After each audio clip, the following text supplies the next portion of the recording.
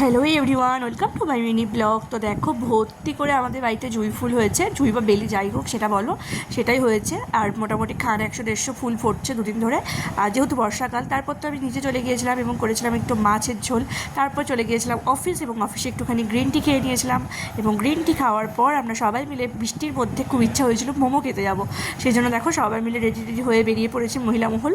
আর momo party আমাদের অনেক দিন ধরে পেন্ডিং ছিল।